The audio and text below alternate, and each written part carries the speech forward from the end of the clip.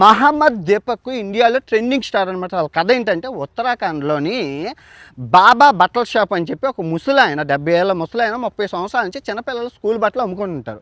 అయితే ఉత్తరాఖండ్లో ఉంది కదా ఈ బజరంగ దళాలు ఎక్కడి నుంచో శ్రీనగర్ నుంచి వచ్చి ఆ బాబా అనే పేరు హిందూ పేరు, అది మీరు ముస్లిము పెట్టుకోకూడదని గొడవ పెట్టారు. అరే బాబా నేను 30 సంవత్సరాల నుంచి ఈ దుకాణం ఎక్కడ నడిపిస్తున్నాను, ఏ ప్రాబ్లం రాలేదు, మీరెవర్రా అంటే గొడవకి దిగారు. సో అది చూస్తున్న ఎదురు షాప్ ఆయన ఈ దీపక్ అనే జిమ్ బిల్డర్ అనమాట, బాడీ బిల్డర్, బాహుబలి లాగా ఉంటాడు. వచ్చాడు, రంగంలోకి దిగారు, గొడవ ఆడారు. నువ్వెవరెవరు అనడానికి నా పేరు దీపక్ మహమ్మద్ అని చెప్పి ఇలాగ అన్నారు.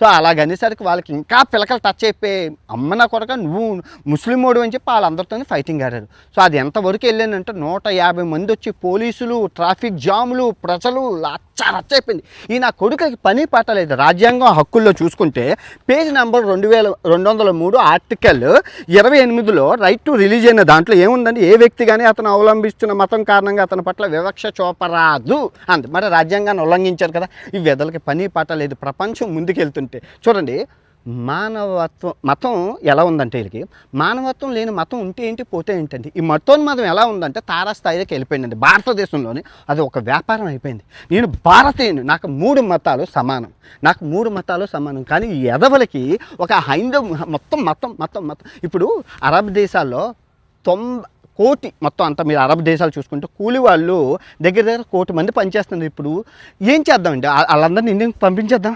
ఇక్కడ తిండి తికానా లేదు. వాళ్ళు ఇక్కడ 10,000 దొరుకుతుంది, అక్కడ ₹1,00,000 60,000 70,000 దొరుకుతుంది, అక్కడికి వెళ్ళారు. వాళ్ళ పరిస్థితి ఏంటండి?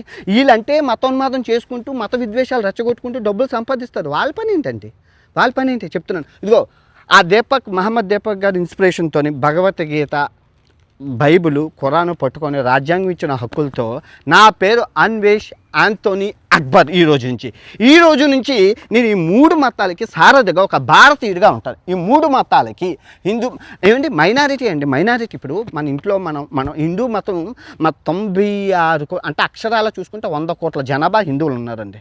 14% ముస్లిమ్స్ ఉన్నారు, ఆ 2.5% క్రిస్టియన్లు ఉన్నారు, ఇంకా సిక్కులు ఉన్నారు. ఇప్పుడు వీళ్ళు మైనారిటీ మతాలు. మన ఇంట్లో మన తమ్ములు తప్పు చేస్తే దండిస్తామా చంపేస్తామా? దండిస్తాం కదా, అంతేనా కదా? వీళ్ళు ఇప్పుడు ఈ రాజకీయ నాయకులు లేపుతున్న గొబ్బుకి అన్యాయంగా అమాయక ప్రజలను మనం నిందించి వాళ్ళని అనడం ఎంతవరకు అన్యాయం. రాబోయే రోజుల్లో ఈ బత్తాయిన కొడుకులు అందరూ చేస్తున్న మత విద్వేషం, ఇంకా ట్రావెలింగ్ కన్నా ఈ దేశాన్ని ఉద్ధరించడం, ఈ మతోన్మాదాన్ని ఆపడమే చాలా ముఖ్యం. ఫుల్ వీడియో ప్రపంచ యాత్ర కూడా ఛానల్లో పెట్టాను, చూడండి. జై హింద్.